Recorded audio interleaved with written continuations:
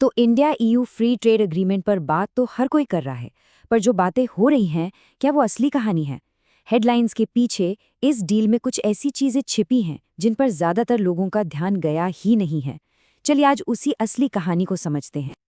आजकल आप कोई भी न्यूज़ चैनल लगा लीजिए, अखबार उठा लीजिए, हर जगह बस एक ही बात है। गाड़ियां सस्ती हो जाएंगी, वाइन सस्ती हो जाएगी।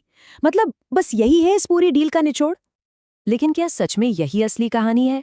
क्या इतने बड़े, इतने स्ट्रेटेजिक इकोनॉमिक अग्रीमेंट का मतलब सिर्फ कंज्यूमर गुड्स पर थोड़ा बहुत डिस्काउंट मिलना है?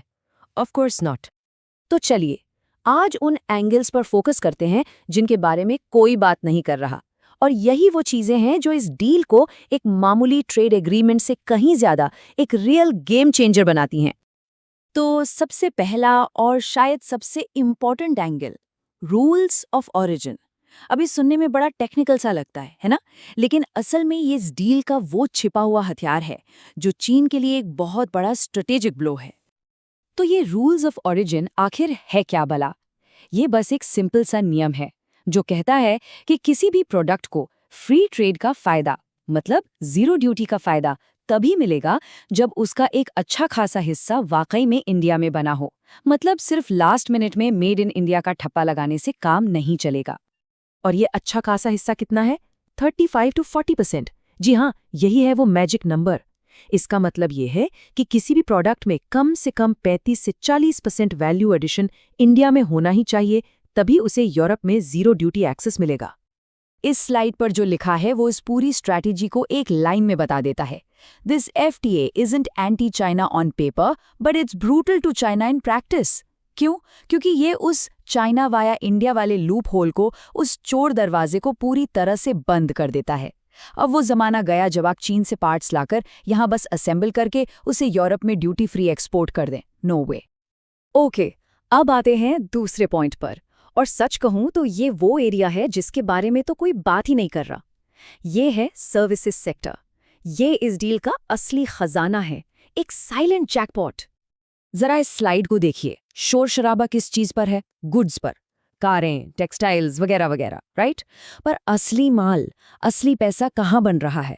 सर्विसेज में, IT, इंजीनियरिंग, फाइनेंस। ये डील असल में भारत की सबसे बड़ी ताकत, हमारी सर्विस इकोनॉमी पर एक बहुत बड़ा दाव है। ये लाइन पूरी बात को परफेक्टली सम अप करती है। Cars make noise, services make cash. इस डील से हमारी हाई मार्जिन सर्विस इंडस्ट्री को यूरोप के डेवलप्ड मार्केट में सीधी एंट्री मिल रही है।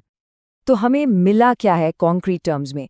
यूरोप के 144 सर्विस सब सेक्टर्स में डायरेक्ट एक्सेस, हमारे स्टूडेंट्स के लिए पढ़ाई के बाद 9 से 12 महीने का स्टे बैक ऑप्शन ताकि वो काम ढूंढ सकें, और इंडियन प्रोफेशनल्स के लिए आसान इंट्रा कॉर्पोरेट ट्रांसफरी वीज़ाज जिसमें वो अपनी फैमिली को भी साथ ले जा सकते हैं। ये हैं असली टैंजिबल विन्स। अब जरा पिक्चर को और जूम आउट करते हैं और बड़ी तस्वीर देखते हैं। ये डील सिर्फ इंडिया EU ट्रेड के बारे में नहीं है, ये यूरोप का एक बहुत बड़ा जियोपॉलिटिकल मूव है। ये यूरोप की अमेरिकन इंश्योरेंस पॉलिसी है। इस चार्ट को देखिए। एक तरफ है अमेरिकन मार्केट जहां की पॉलिसीज इतनी अनप्रिडिक्टेबल हैं कि एक्सपोर्टर्स पर 50% तक का इफेक्टिव टैरिफ बर्डन पड़ रहा है। और दूसरी तरफ है यूरोपियन मार्केट जो इस डील के साथ 0% ड्यूटी का रास्ता खोल रहा है। तो यूरोप क्या कर रहा है?